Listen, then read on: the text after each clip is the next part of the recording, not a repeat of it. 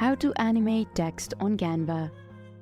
So this is the video, and for me to add the text, I just have to go to the left side of the screen and then select the option for text. Now you can select add a text box. Then moving on, you can type in your text. Once that is done, you can customize the text font, color and size from right at the top.